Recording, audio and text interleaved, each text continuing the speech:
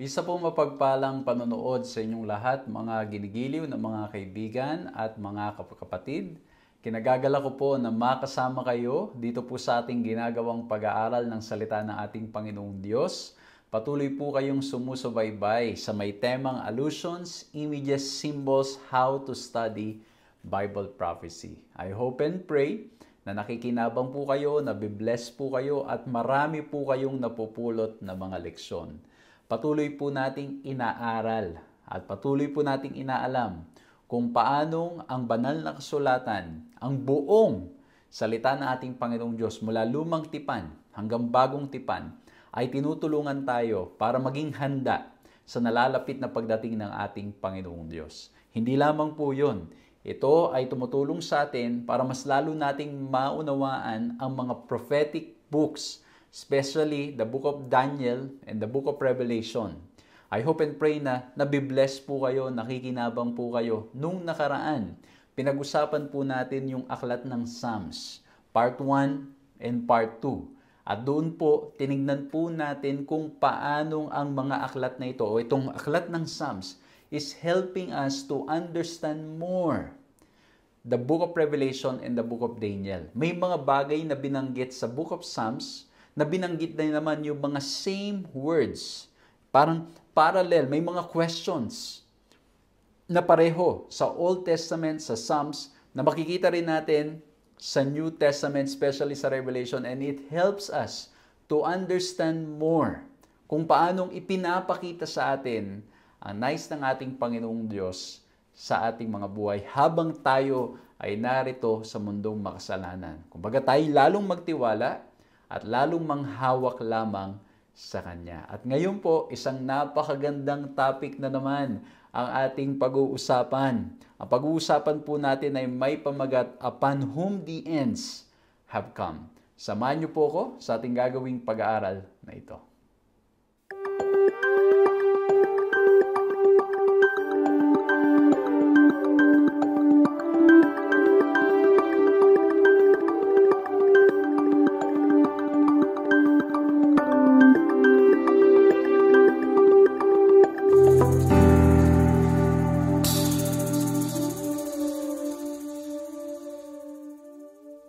Ako po si Pastor John Alexis Mercado at patuloy po kayong sumusubaybay sa paglilingkod na ipinagkakaloob po sa inyo ng 3 Points Ministries at napapanood din naman ito sa Hope Channel. Maraming salamat sa ating Panginoong Diyos.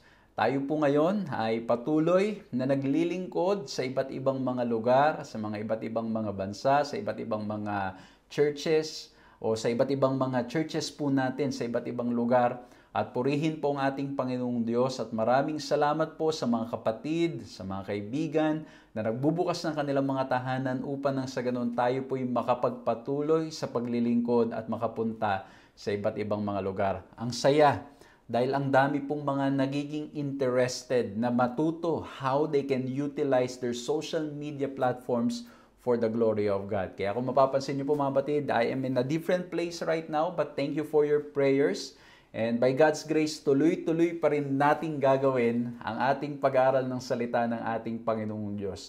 Kumbaga talagang it's only through His grace, through His power, that we are able to continue doing this. Maraming salamat po sa inyong patuloy na pagsuporta, sa pag-share po ng inyong mga resources, sa pag-share po ng inyong mga blessings, and that's why we are able to continue doing this. Hindi lamang po itong online, kundi maging ang ating mga face-to-face. Mga kapatid, I never thought in my life that the Lord will open this opportunity para nang sa ganun po makapaglingkod online at ma-meet in person yung mga tao po na nakikinig sa atin online. Maraming salamat and all glory and praises belongs to God. Lahat po ng papuri ay sa Kanya. Maraming salamat po dun sa mga kaibigan, mga kapatid na talaga namang walang sawang nagmamahal, walang sawang tumutulong para po nang sa ganon ang gawain ay magpatuloy dahil ang mahalaga ay maiparating natin ang ebanghelyo sa maraming mga tao at matulungan natin ang maraming mga kabataan na magamit ang kanilang social media for the glory of God. Kung ito po unang pagkakataon na nakakasama namin kayo, paki-subscribe nyo po, like ninyo, i-hit nyo notification bell, paki-follow nyo ang aming page, paki-supportan po yung ating YouTube para po nang sa ganon ay ma-notify po kayo sa mga pag-aaral na ating ginagawa. At kung lagi na po namin kayong kasama, we invite you to please share. Paki-share nyo. I-share nyo sa pamamagitan po ng pag-share ng link o pag-click nyo lang doon sa mga nanonood sa social media, i-share nyo lang yung share button dyan, i-share nyo sa timeline nyo, i-share nyo sa groups o sa mga friends ninyo, or kung ayaw nyo naman ng ganun, pwede nyo i-copy yung link, ipadala ninyo, ipag-pray ninyo yung mga kaibigan ninyo na you think might be needing this message. At nawa po ma-bless sila at makinabang po sila. So muli po maraming salamat at nawa po ay patuloy ng biyaya at pagmamahal nating Panginoong Diyos ang maranasan natin kahit na tayo namumuhay sa isang mundo na magulo, na apektuhan ng kasalanan, but by God's grace, we can still experience the peace that passes all understanding. Okay? Hingin po natin ang kapangyarihan at paggabay ng ating Panginoong Diyos sa pamagitan ng isang panalangin. Let's bow our heads and let's pray. Ama po naming Diyos, dakila't makapangyarihan sa lahat, maraming salamat po. At pangungunahan niyo po kami sa aming gagawing pag-aaral ngayon. Nawa po mga bagay na aming mga mapag-uusapan, mga bagay na aming mga mapapakinggan, makatulong po nawa sa paglago ng aming pananampalataya sa inyo. Tulungan niyo po kaming isuko ang lahat-lahat. Dahil alam po namin, Panginoon, that's only through surrender that we can experience victory. Victory in Christ. Maraming salamat po. Pagabayan niyo kami, tutulungan niyo po kami, at ang inyo pong kapangyarihan at katalinuhan ng sasa amin upang nang sa ganun maunawaan at maisabuhay namin ang mga bagay namin mapag-aaralan sa pangalan ng aming Panginoong Hesus. Amen. Muli po, you are watching and joining this series, Allusions, Images, Symbols, How to Study Bible Prophecy. At ang topic po natin ngayon, Upon Whom the Ends Have Come. Kung nung nakaraan, pinag-usapan natin kung paano ang Psalms nakakatulong para maunawa natin ang Revelation and then Daniel, at kung paano yung mga ilang text doon seems to be paralleled sa mga sinasabi doon sa Revelation. Ngayon naman, titingnan po natin ang ilang mga story sa banal na kasulatan na ito ay doon pa lang sa title natin, Upon Whom the Ends Have Come. Kung paano ang katapusan ay dumating dito sa mga pag-uusapan natin, mga nangyari sa banal na kasulatan sa Lumang Tipan, at kung paanong makakapulot tayo ng leksyon mula po sa mga storyang ito. At hindi lang makakapulot ng leksyon, kundi ito'y tinutulungan din natin maunawaan what kind of God we are serving. So ang pag-uusapan po natin, again, Upon Whom the Ends Have Come, at ang ating text napakaganda. 1 Corinthians 10:11-12. Ang sabi ganito, Now all these things happened to them as examples, that they were written for our admonition, upon whom the ends of the ages have come. Therefore, let him who thinks he stands take heed lest he fall.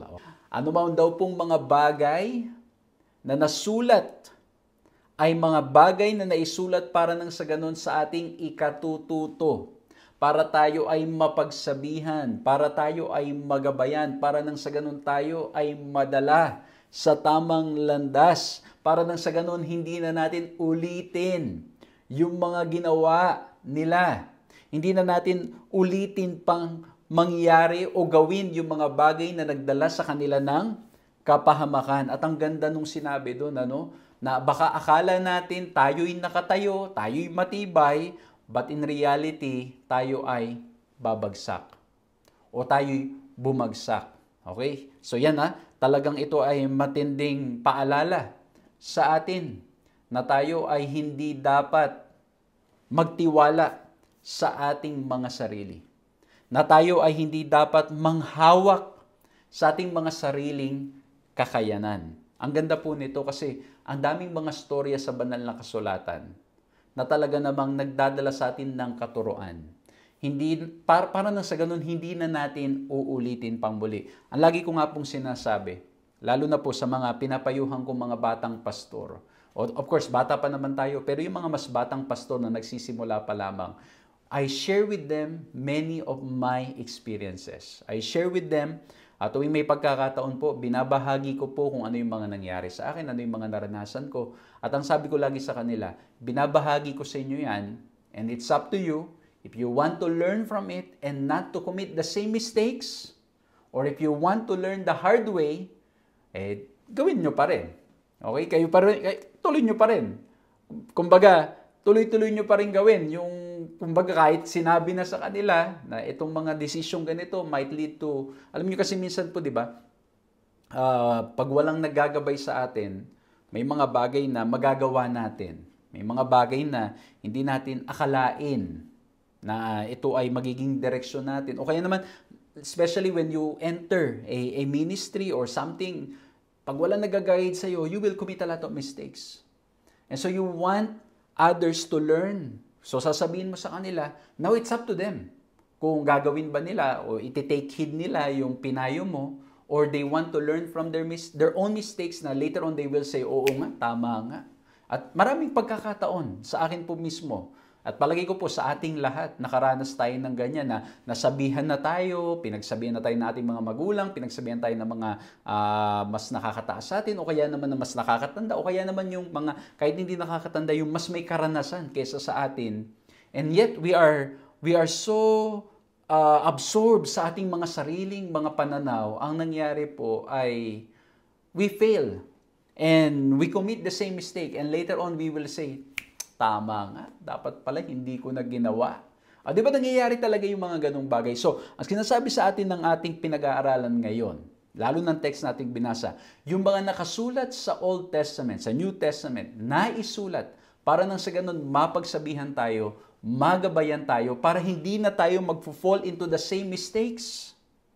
Okay po? So, dito po, makikita po natin na tayong lahat ay nais ng ating Panginoong Diyos magabayan, maitama ang ating landas, madala tayo sa tamang direksyon sa ating mga buhay. At kung titingnan po natin sa banal na kasulatan sa Matthew 24 verse 14, ang sabi po dyan, "And this gospel of the kingdom will be proclaimed throughout the whole world as a testimony to all nations, then the end will come." Napakaganda kasi ang nais ng ating Panginoong Diyos, tayong lahat ng mga tao, makaalam muna ng mabuting balita, makaalam muna ng kanyang mga salita, matuto mula sa kanyang mga salita bago siya dumating, so that everybody will have the opportunity to accept the gospel. Praise the Lord. Di ba po? So, nais ng Diyos na tayo'y makaalam ng katotohanan, and that's why when you go to Revelation, yung pinag-usapan natin ng mga nakaraan, yung three angels message, it's with a loud voice that the angels, the messengers are proclaiming the message of the gospel. The Lord wants everybody, everyone to know the message of salvation, and all these stories in reality is pointing us walang iba kundi sa ating Panginoong Hesukristo. Kaya naman, sa pag-uusapan po natin ngayon, we will look at the story of Noah, we will look at Sodom and Gomorrah, and hopefully, makatulong po ito para mas lalo tayong manghawak sa ating Panginoong Diyos. Makatulong ito para mas lalo nating isuko ang ating buhay sa Kanya. And as usual, I want to share with you 3 points na nawa po maging madaling paraan para nang sa ganun maunawaan, may tanim sa ating mga puso't isipan, nawa po makatulong upang mas lalong maisuko natin ang ating mga buhay at ang ating mga priority sa buhay na ito ay walang iba kundi ang ating relasyon sa ating Panginoong Diyos, because we are living in the last days. Tayo ay naroon na sa kaduluduluhan, and we want Christ to come because this world is not getting any better.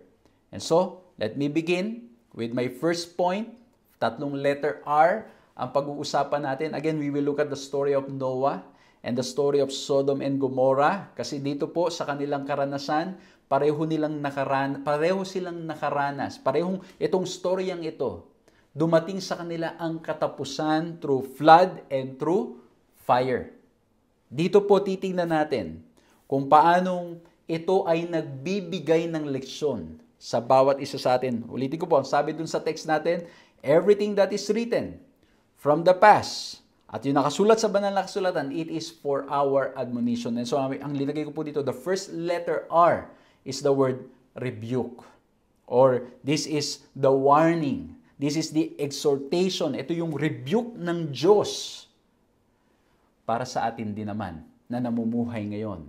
Especially if we are walking not in accordance to the will of God. Ang sabi sa Matthew 24:37-39, "For as were the days of Noah, so will be the coming of the Son of Man. For as in those days before the flood, they were eating and drinking, marrying and giving in marriage, until the day when Noah entered the ark, and they were unaware, until the flood came and swept them all away, so will be the coming of the Son of Man." So, mapapansin nyo po ha, yung sabi diyan, kung paanong sa panahon ni Noah, yun din ang magiging karanasan sa muling pagbabalik ng ating Panginoon Hesukristo. At kung titignan natin yung ating mundong ginagalawan ngayon, Mapapansin po natin, tayong lahat, na talagang katulad nila, they were busy doing something. They were busy drinking and eating and giving themselves into marriage. People today are busy with their work. People today are busy with their hobbies, busy with their vices, busy with their relationships. Tingnan niyo po ang nangyayari ngayon sa mundong ating ginagalawan, ano? Sabi dito, 'di ba? Eating and drinking, and that's what's happening today. You know, abalang mga tao, again, don't get me wrong, wala pong masama na kumain. Okay? Pero dito, ibang klaseng pag-inom at pagkain ang sinasabi.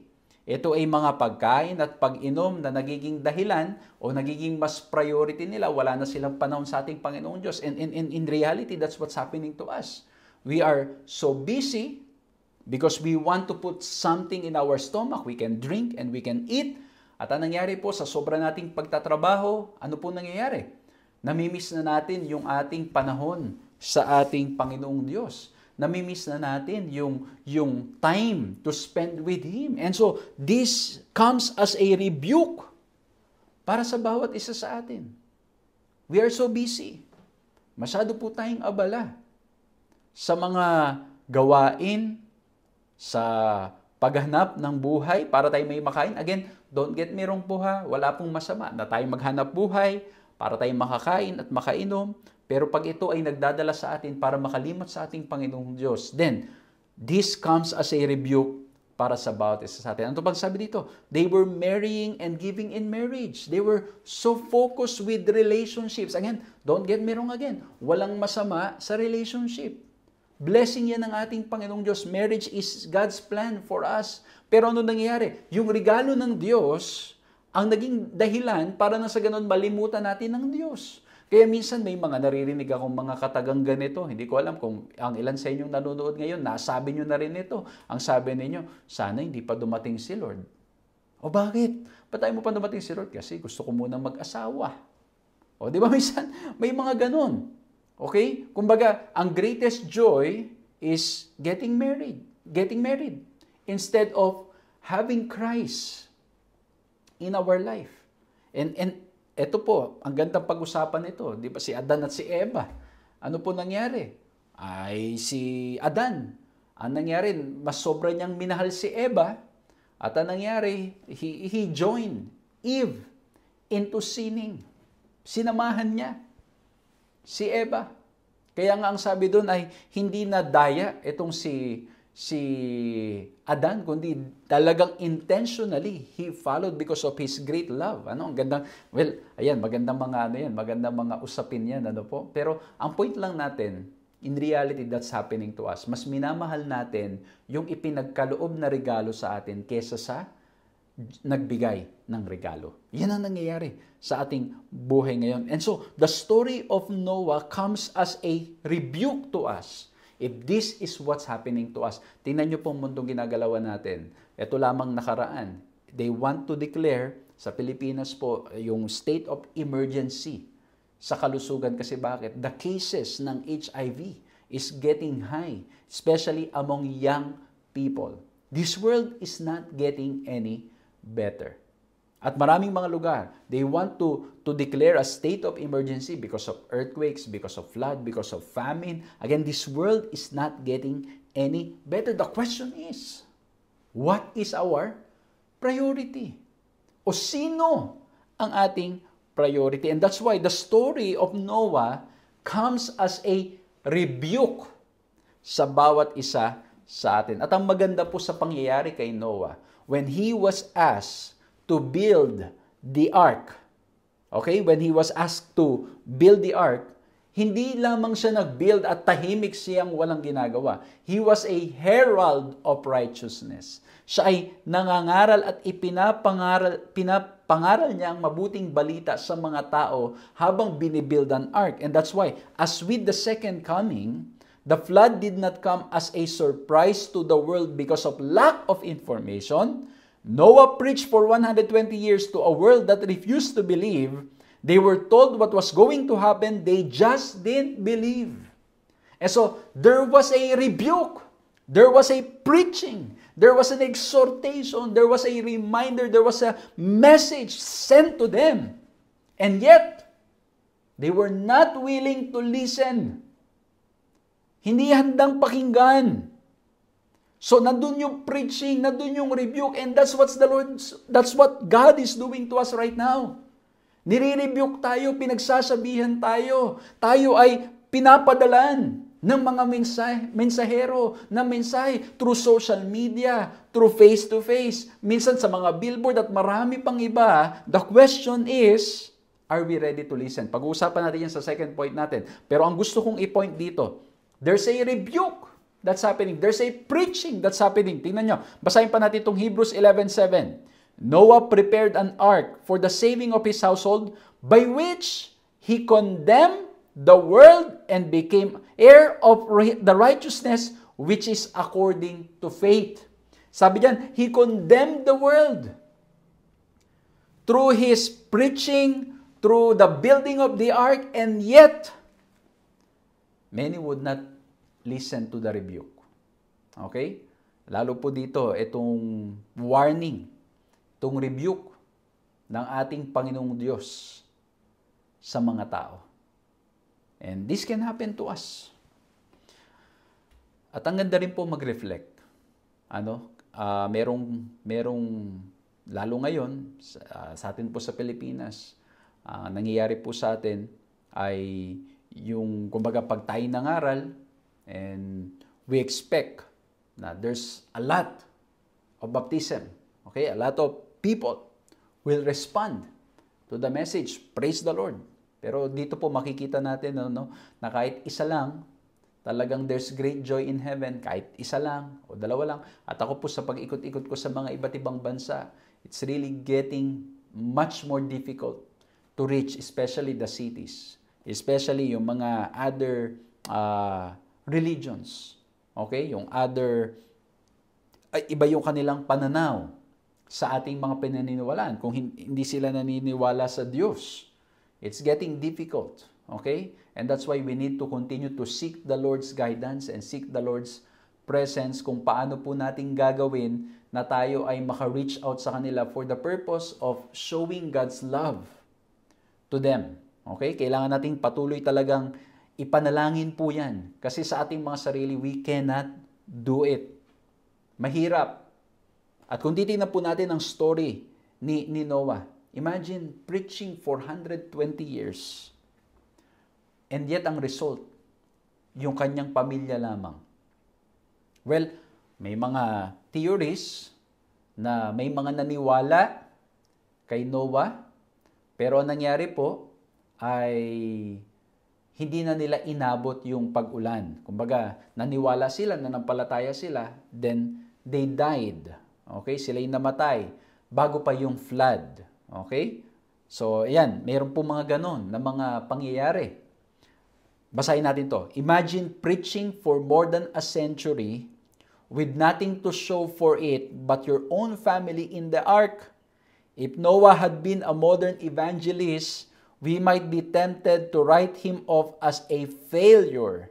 Decades of preaching and what would appear to be no results.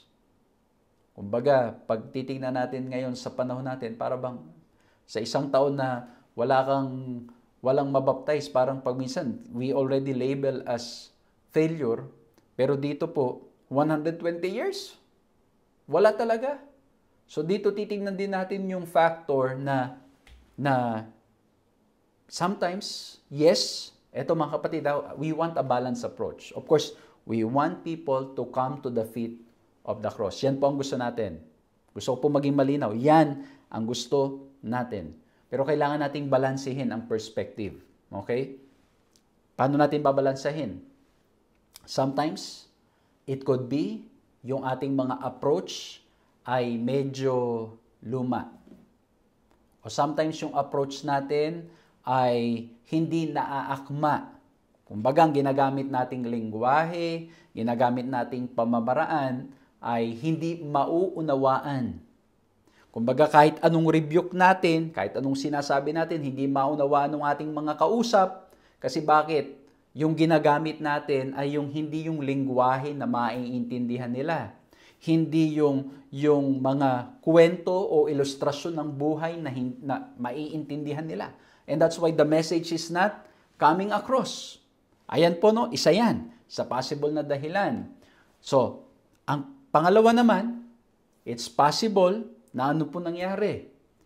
Kahit na tayo'y nag-adjust na, ginawa na natin yung mga unique na mga approach, of course, not to the point of compromise, mga kapatid, mga kaibigan. Not to the point of compromise. We will never compromise our fundamental beliefs, our beliefs of the Scripture. Nandun na tayo sa point na we already adjusted. Trinay na natin yung lengguwahe nila. Trinay na natin yung in-adjust na natin based sa mauunawa nila. Kumbaga parang kabataan ngayon, di ba? May mga lengguwahe sila na hindi natin maintindihan. May mga terminology sila na hindi natin nahirapan tayo kung ano bang ibig sabihin nila doon. Minsan, di ba po, ang hirap. So, ito po, ginawa mo na, in-adjust mo na. Gumamit ka ng mga lengguwahe, nag-hashtag ka na. Ayan, luma na nga yan. Hindi ko na nga alam ano bang mga latest pa na mga terminologies. Okay? Minsan, may maririnig ako mga kabataan, nag-uusap sila. Sabi ko, ano kaya ibig sabihin nun? Iba na pala. Okay? So, anong nangyari? You already tried to adjust. And yet, may mga tao pa rin na hindi pa rin makikinig. Why? Kasi po, ito ay kanilang personal na desisyon. Ito ay personal nilang pagtanggap. We cannot force them. Hindi natin pwedeng ipilit yung ating kaalaman sa kanila kasi sila ay may mga personal na mga pagdedesisyon sa kanilang buhay. So again, gusto ko lang pong maging malinaw.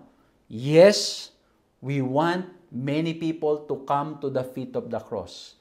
And that should invite us to be creative, to find ways. Kahit po si Ellen White may mga sinasabi dyan na we need to do something out of the common. Hindi na yung mga normal na ating ginagawa. Okay? Mahalaga yan. Adjust natin yung mga approach natin. Pero syempre, yung mga dating approach, may marireach pa rin yan. Kasi bakit po? Tandaan nyo, iba-ibang generation. Okay? Yung approach na ginagawa ngayon, o kahit nung mga nakaraan, it is still effective to some, to others. Kaya hindi natin pwede ring i-discard yan. Kasi may marireach yung mga ganyang approach. Pero para dun sa mga bagong henerasyon, hindi lang sa bagong henerasyon, sa iba't ibang mga kultura, we need to really study. Find ways how we can connect. But at the end of the day, it's not because we have adjusted, it's not because we have contextualized, it is all because of what God is able to do in the life of those people. Amen? Yun po. Kaya babalansin natin. Okay? Ang Panginoon, ang kikilos, ang Panginoon, ang gagalaw, at tayo naman, we do our part and we rely kung paano ang Diyos ay gagamitin tayo. Pero kung titinan niya po natin si Noah, parang ang dating, he is a failure. But at the end of the day, ang mga tao po magdidesisyon. Kasi again, we can fail because parang ganito lang yan. Pinilit mong mag-English. Yung mga tao hindi nakakaintindi ng English. Okay? So, yan. Possible, kaya walang tumanggap kasi walang nakaintindi. Pero kung meron ka ng translator, ginamit mo na yung lengguwahe nila, pero wala pa rin tumanggap, remember Noah. Because again, people will make their decision. But the rebuke is there. And even today, we are being rebuked, or the Lord is reaching out to us. He's exhorting us to be faithful to Him. Amen? Tuloy tayo. Number 1, we look at rebuke. Number 2, let's look at the response. Ito, ayan na. So, diniscuss ko ng konti na yung response doon na yung mga tao, pilit silang nagdidesisyon. Okay, sila ang magdidesisyon. Ganun din sa response. Ayan, na-discuss ko na yung second point natin, pero gamitan natin ang text. 2 Peter 3-5. For they deliberately overlook this fact that the heavens existed long ago And the earth was formed out of water through water by the word of God. Sabi diyan, they deliberately overlook this fact. Okay? Ano po nangyayari diyan?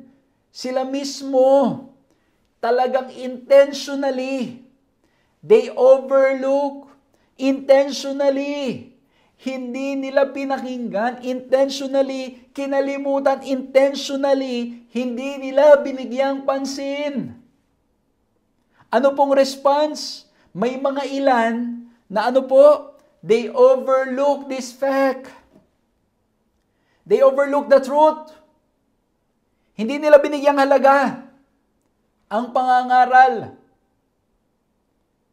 Kaya dito po mapapansin natin, sa ating pinag-uusapan ngayon, yung response, nakadepende talaga if people will open their hearts to the preaching, to the rebuke of the Word of God. Nakadepende. Kasi may mga ilan, they will choose to ignore. They will choose to neglect. And it's a role na patuloy lang pong ipangaral at ipaalala at magsabi ng katotohanan, but it is never a role to convert people. It is the working of the Holy Spirit, and if people will open their hearts to the message of salvation. Ang ganda nito. Pinapaalalahanan tayo na yung response nakadepende sa desisyon ng bawat tao. Again, we will do our part. We will adjust. We will help them understand. Ako po, talagang ranas na ranas ko yan. Punta ako sa mga iba't ibang bansa. Pag wala talagang translator, talagang hindi nila maintindihan. Naalala ko nung una kong preaching. Preach ako sa Indonesia. Tapos, meron akong story na nakakatawa siya. Shinare ko sa kanila. It's a personal experience. Yung mga nakakaintindi ng English, tumawa. Tapos yung translator ko ngayon, translate niya ngayon, natawa mismo yung translator ko. Tapos nung after niyang i-translate, saka lang tumawa yung marami. Sabi ko, ibig sabihin talaga, kung walang magta-translate, walang makakaintindi. So, ganun. So, may mga kailangan nating i-adjust. Pero at the end of the day, even if we have adjusted, ginawa natin yung part natin to study how we can reach them, at the end of the day, it's them who will decide. Sila pa rin po ang magdidesisyon. Pero ito gusto kong bigyan nating pansin. Kasi baka mamaya, naging focus tayo na we want them na tanggapin yung ating nalalaman, pero hindi natin napapansin na tayo pala mismo, katulad nung binasa natin sa key text natin, tayo na pala ang bumabagsak. Alam mo yun, yung pagminsan masyado tayong focus sa mali ng iba, hindi natin napapansin, tayo na pala, mas matindi pa yung kamalian. Okay? Nangyayari po yan. Nangyari yan kay David. Akit, ano po nangyari kay David? Siya ay medyo napuno sa kapangyarihan at ipinadala si Nathan para siya i-rebuke. Ang ginawa ni Nathan, meron siyang story na shinare, na merong isang hari na napakarami ng pagmamayari. At pagkatapos ay kinuha pa rin yung nag-iisang tupa ng isang mahirap na tao. Ang nangyari, galit na galit si King David. Yan ay mababasa nyo sa 2 Samuel chapter 12. Galit na galit si David. Ang sabi ni David, sino yan? Dalhin nyo sa akin yan at ating paparusahan. At ang sabi sa verse 7 ni Nathan, you are the man. So babalikan natin first point, nirebuke si David kasi bakit? Hindi niya napansin siya na pala yung nabagsak, bumabagsak. So ganun din po sa atin. Baka we are too busy looking na yung mga tao sa paligid natin, hindi isinusuko ang buhay nila sa ating Panginoon. Pero ang major problem pala, tayo pala mismo, may sablay, may mali, masyado tayong abala sa pagtingin sa ating kapwa. Hindi natin nakita na tayo pala mismo nabagsak na, nagkakamali na. Kaya po, I think isang magandang lesson dito, kapag tayo po masyado nang abala sa pagtingin ng mali ng ating kapwa, mali ng ating mga kapatid, hindi natin napapansin tayo na pala yung mas bagsak pa. Kaya yung sabi ng key text natin, no? Akala natin nakatayo tayo, pero in reality, bagsak. Bagsak tayo. Masyado tayo, ulitin ko mga kapatid, mga kaibigan, pag hindi natin napapansin, o pag tayo masyado ng abala sa pagtingin ng mali ng ating kapwa, lagi mo nakikita yung mali ng kapwa. Lagi nating nakikita yung pagkukulang. Tapos minsan na nangyayari pa, ginagamit natin, ito lagi ko po itong nile-lecture, ginagamit pa natin yung social media para magparinig o kaya naman magpatama. Pag naging ganyan na ang motibo ng ating mga paglilingkod, ng ating mga pagpo-post sa online at maging sa ating mga ginagawa sa ating mga kapatid, mga kaibigan, baka hindi natin napapansin, tayo na ang bumabagsak. Tayo na pala ay mas malala pa ang kalagayan kesa dun sa mga taong ating gustong makarinig ng mabuting balita. Kaya ang sabi sa Ezekiel 16:47, not only did you walk in their ways and do according to their abomination, within a very little time you were corrupt more than they in all your ways. Grabe itong statement, yung spiritual, yung Israel ay nag-commit ng adultery, harlotry. Sila'y abala sa pagtingin ng kamalian ng iba, hindi nila napansin sila na pala mismo ay mas malala pa ang kalagayan, mas malala pa ang kanilang mga ginagawa. Yung kanilang mga pangangaral ay para na rin pala sa kanila. Kaya nagpapakita lamang, we need the grace of God each day.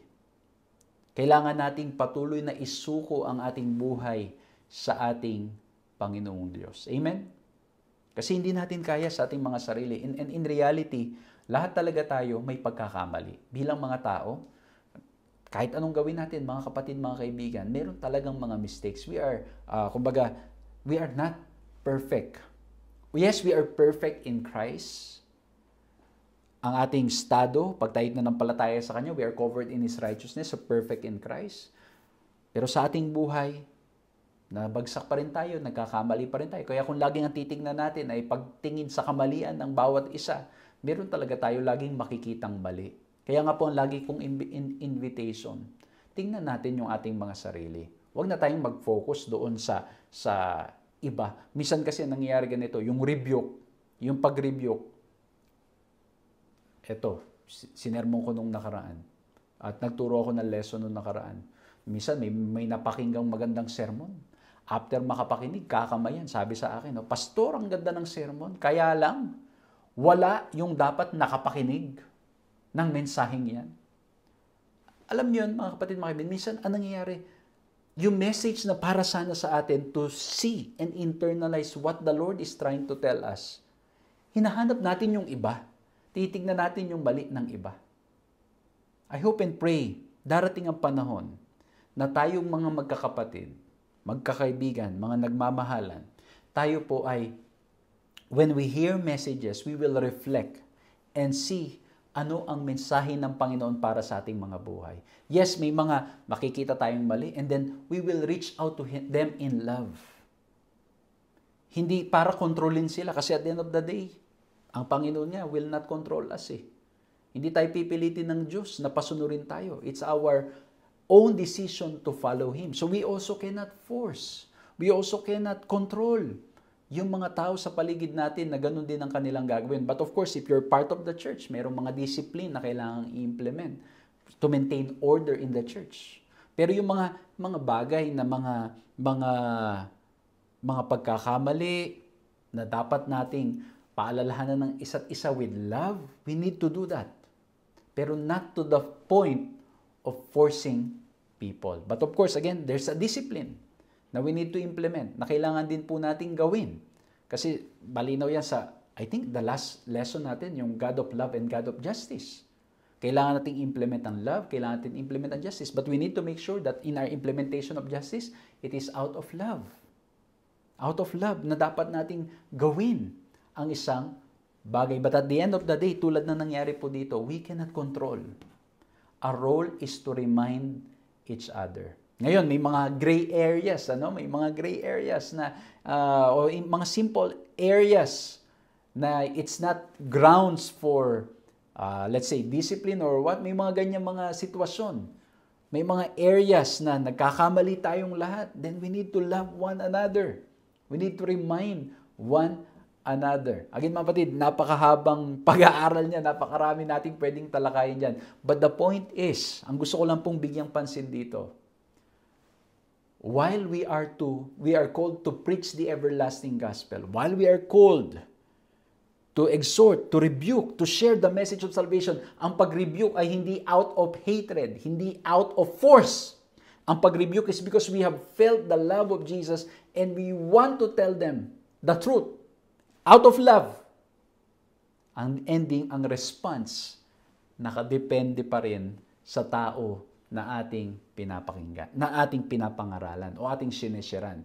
And at the end of the day, paalala rin ito sa atin na baka mamaya masyado tayong abala sa pagtingin ng mali ng ating kapwa, tayo na pala yung mas matindi pang bumabagsak. Minsan ganun na nangyayari. Abala tayo sa pagtingin sa isang pagkakasala ng kapwa, pero yung ilang pagkakasala natin na mas marami pa, kino-cover natin. Mga simpleng pagkakamali. Minsan ng iba, hindi natin napapansin, yung sa atin pala mas matindi na. Binabanatan mo pag minsan yung pagiging late ng isang kapatid. Pero ikaw, madalas pala, pagiging late sa church, pero minsan pala, tayo pala mismo, nalabag. May mga business transaction at marami pang iba tuwing araw ng Sabat. Minsan, binabanatan natin yung hindi pagbibigay ng offering. Tayo naman pala, yung ating mga tithe, ginagamit natin sa iba. Minsan may mga ganun. That's why, mag-ingat tayo, nakakatingin natin sa kamalian ng ating kapwa. Hindi natin napapansin, tayo pala mas malala na ang kalagayan. And that's why, we need the grace of God. Kailangan nating patuloy na magpakalapit-lapit sa ating Panginoong Diyos, hindi natin kaya sa ating mga sarili. Amen? Magpatuloy tayong humawak sa ating Panginoong Diyos. Patuloy nating isuko ang ating buhay sa Kanya. At nawa po, pag dumating ang mensahe sa atin, huwag na natin tingnan.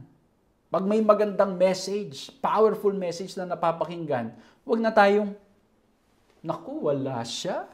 Dapat siya yung makapakinig niyan. Huwag na tayong ganun. Ang tingnan natin, Lord, ano ang mensahe na gusto mong iparating sa akin? Ano po?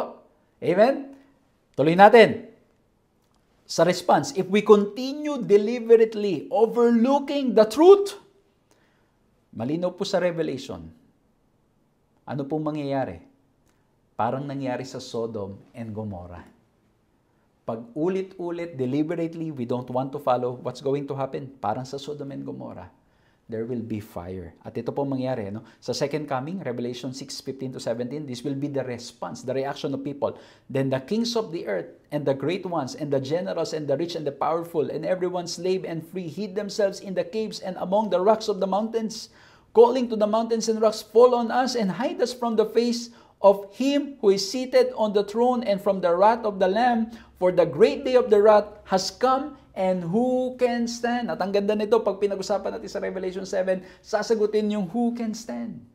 Pero ano pong reaction po nila? Sila yung magtatago, they cannot stand. The glory of God, they cannot stand. Looking at Christ, they live in darkness, and so when the light approaches them, they cannot see. They cannot look. Kasi bakit po? Nasanay sa kadiliman, nasanay na mamuhay nang wala ang ating Panginoong Diyos. This will be the reaction. At ano pong mangyayari? Yung mga rocks, mas gugustuhin nilang bumagsak sa kanila kesa na makita ang ating Panginoong Diyos because they live in darkness, they deliberately overlook the truth. They did not listen to the Word of God. At ano pong mangyayari sa Revelation 20:14-15? Just like Sodom and Gomorrah, then death and Hades were thrown into the lake of fire. This is the second death, the lake of fire. And if anyone's name was not found in the book of life, he was thrown into the lake of fire. So, kung paanong ang Sodom at Gomorrah ay naparusahan dahil sa kanilang deliberately, intentionally pagmamatigas ng kanilang ulo, there was fire from heaven. The same will happen in the book of Revelation. Those who deliberately, pinipiling hindi sumunod, sila po ay, ito yung tinatawag nating judgment. That's why, pinag-usapan natin noong nakaraan that God is our judge. He is a fair judge. Whatever He decides is the right thing. Ganun kabuti ang ating Panginoong Diyos. Ganun mapagmahal ang ating Panginoong Diyos. At itutuloy natin dito sa third point natin na we will see how fair, how loving God is. So number 1, we talk about rebuke. Number 2, we talk about response. And number 3, let's look at righteousness. Itong point na to, of course, we can look at it as righteousness in Christ. Okay? Na tayo ay tumanggap. And because of that, we are covered in the righteousness of Christ. But dito po, ang gusto ko pong i-point ay mas makikita po natin the righteousness of God. The character of God. Ang sabi sa Genesis 18:17, bago po nangyari yung pag-ulan ng apoy sa Sodom and Gomorrah, at ganun din sa Revelation 20, na bago yung executive judgment of the lake of fire, ganito rin ang mangyayari. Tingnan niyo po sa Genesis 18:17, the Lord said, "Shall I hide from Abraham what I am about to do?" At ang ginawa ng ating Panginoong Diyos, ipinaalam niya kay Abraham ano ang mga mangyayari. At nung ipinaalam niya kay Abraham, ang sabi ni Abraham sa Genesis 18:25, "Far be it from you to do such a thing, to put the righteous to death with the wicked, so that the righteous fare as the wicked. Far be that from you, shall not the judge of all the earth do what is just?" And again, gusto ko lang pong linawin. Hindi ibig sabihin dito that Abraham is more righteous or more fair in his judgment. But in here, basahin natin to, Abraham is not only examining the case of Sodom, but he is also examining the character of God. Tandaan nyo, Abraham is growing in his faith and in his relationship with God. He is also growing in his knowledge of who God is. And so, in this conversation, he's examining how righteous, how loving God is. It is not because Abraham is far more fair or greater than God. Tatandaan niyo po yan. Kaya nga po sa New Testament, may nakalagay, kung tayong mga makasalanang mga magulang, nakakaisip tayo ng mabuti para sa ating mga anak, how much more God who is a loving God? And so this encounter shows yung character ng ating Panginoong Diyos. And so there was a bargain, Lord, 50, 40, hanggang bumaba, nang bumaba. But at the end of the day, makikita po natin na ang Diyos ay Diyos na mabuti, Diyos na mapagmahal. Diyos na ang nais ay mapabuti. But at the end of the day, even if how much the Lord showed His love for us, if we decide to embrace and deliberately commit mistake, embrace sin, deliberately overlook ang katotohanan, then we'll have to face the executive judgment of God. And that judgment is fair. Kasi bakit lahat ng pagkakataon ibinigay? I believe in Sodom and Gomorrah, all chances, all possibilities were given. And yet, ano pong nangyari? Mas pinili nilang sawayin at hindi pakinggan ang mabuting balita na nanggagaling mula sa ating Panginoong Diyos. Kaya po, mapapansin ninyo, the same will happen in Revelation. There will be an examining because there will be question. After the second coming, the saints will be in heaven. There will be question, bakit wala dito si ganito? Bakit nandito si ganito? And records will show. The records will show that truly God is fair. Kaya basahin natin itong Revelation 20 verse 4. Then I saw thrones, and seated on them were those to whom the authority to judge was committed. I also saw the souls of those who had been beheaded for the testimony of Jesus and for the word of God, and those who had not worshipped the beast for its image and had not received the mark on their foreheads, on their hands. They came to life and reigned with Christ for 1,000 years. And for that 1,000 years, the records will show that God is a fair God. Because the record will show ano yung mga hidden sin. The record will show why the Lord allowed them to go through this executive judgment. Why? Bakit silang kailangang dumaan sa executive judgment? Why will they be joining Satan? Because fire, the lake of fire was not designed for human beings. It is designed for Satan. Pero bakit may mga makakasama doon? The record of God will show it. And ultimately, the saints will declare, truly, God is a righteous God. Kasi tayo pong mga tao, limitado yung nakikita natin. Minsan, ang dali nating manghusga eh. Tingnan nyo, minsan na nga lang, sa mga mag-boyfriend, mag-girlfriend lang. Minsan, hindi lang nakareply. Ang dami na kagad iniisip. Di ba? Ang nangyari kagad, ang dami na kagad iniisip. Minsan, okay lang sana kung yung iniisip maganda, kamusta kaya siya, may nangyari kaya. Minsan, anong nangyayari? Pag di nakareply, isipin na kagad, naku, meron sigurong ganito, may ganyan. May mga ganun pong kagad, di ba? Tayong mga tao, ganyan tayo eh. Hindi na natin iniisip, ang lagi nating iniisip lang, minsan yung kalagayan natin, hindi natin naiisip yung kalagayan ng iba, maaring sila dumadaan din sa pagsubok, dumadaan din sa problema, minsan naman baka naman wala lang signal, o kaya naman minsan naman, baka naman wala, alam mo yun, nasira ang phone or what. Mga kapatid, hindi natin alam ang buong story, but sometimes we easily judge people. At nagkakaroon kagad tayo at minsan pa kahit pinapaliwanag na sa atin, ang sasabihin pa natin, ay hindi totoo yan. Ipipilit natin yung gusto nating pananaw. Kahit paliwanagan tayo ng dahilan, ayaw nating makinig. Ganyan tayo. Pero ang Diyos, He's a fair God. The record will show, He is fair. And that's why, this should call us, and we should be reminded of what's written in Ecclesiastes 12 verse 14.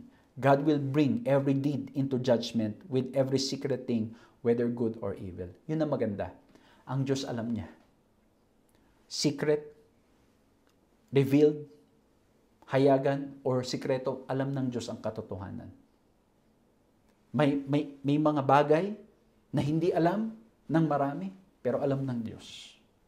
May mga bagay na mali nating ginagawa in secret, alam ng Diyos yan. At may mga bagay ding mga mabubuti at maging ang motibo ng ating puso, alam ng Diyos. And that's why every good deed or every deed will be brought into judgment. But again, I just want to remind everybody in Daniel 7:22, judgment is not bad news. Why? In Daniel 7:22, until the ancient of days come, and a judgment was made in favor of the saints of the Most High. And the time came for the saints to possess the kingdom. The judgment is always in favor of the saints of the Most High. And that's why judgment teaching is good news. I hope and pray that pinag-uusapan po natin ngayon, we will learn from the story of Noah and Sodom and Gomorrah. We look at the rebuke. We look at the response, and we look at the righteousness, that truly God is a righteous God. Nawa po na-bless kayo. Let's bow our heads and let's pray. Maraming salamat po, mahal na Diyos, sa aming napag-aralan ngayon, at nawa po'y patuloy na maranasan namin ang biyaya at pagmamahal ninyo sa araw-araw. Tulungan niyo po kami, Panginoon, na makinig sa inyong mga mensahe. And yes, Lord, patawarin niyo po kami kasi madali po kaming manghusga. Madali po kaming magtumingin sa kamalian ng iba. At hindi namin napapansin na mas malala pa pala ang aming kondisyon. Tulungan niyo po kami, Panginoon. Mabuksan ang aming mga puso at isipan na ang mensahe na inyong nais na iparating sa maraming tao ay mensaheng nais niyo ring iparating sa amin upang mas lalo kaming manghawak at magtiwala at magpakumbaba sa inyo. O mahal na Diyos, maraming salamat po sa inyong pagmamahal at maraming salamat po sa kapatawaran ng aming mga kasalanan. At tulungan niyo lamang po kami na lagi lamang pong masa at manampalataya sa inyo. Pagpalain po ang lahat ng mga kaibigan at mga kapatid na aming nakasama sa pag-aaral na ito at nawa po'y patuloy ng pagmamahal nyo ang siyang maging karanasan namin sa araw-araw sa pangalan namin, Panginoong Hesus. Amen. Muli po maraming salamat sa inyong pagsama sa ating programang ito at nawa po'y na-bless po kayo. Please continue to pray po sa ating mga ministries na ginagawa, mga pangangaral, mga trainings. And maraming salamat po sa pagpatuloy ninyong pananalangin at pag-share kaya po namin nagagawa mga bagay na ito. Patuloy po nawang biyaya ng ating Panginoong Diyos ang sumagana sa inyo. And please continue sharing this program to many para po mas maraming makinabang at mas maraming mabless. Magkita-kita po tayong muli sa susunod na pag-aaral. God bless you.